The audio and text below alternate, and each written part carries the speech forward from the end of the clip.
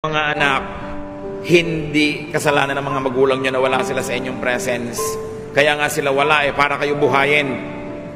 So don't make them feel guilty for not being there in your graduation kasi wala ka naman pang-enroll kung hindi siya nag-abroad.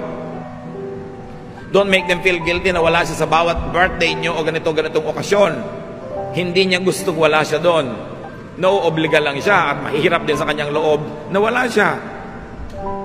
So, pag nagbabakasyon ng inyong magulang, mga anak ng OFW, hindi magulang nyo lang may tungkulin na pasayahin kayo.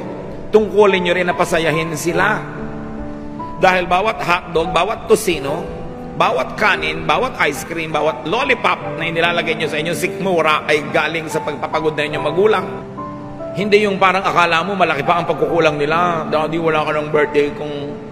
O sige, sama-sama tayo sa birthday mo. Huwag kang kumain. Huwag kang mag-aral. Akala naman ng mga pamilya nasa magulang na lang lagi yung burden Samantalang yung tatay nyo, nag-iisa abroad, siya ang naglalaba, siya ang namamalansya, siya ang nagluluto, siya ang kakain, siya maghuhugas ng plato. Pag may lagnat siya, siya din ang naglalagay ng sukang iloko, kung meron man, sa kanyang noo. At lahat ng pera ay pinapadala sa inyo, pero wala siyang alaga ng asawa, walang alaga ng anak. Tapos pag uwi, siya pa ang manunuyo, parang mali yata yun.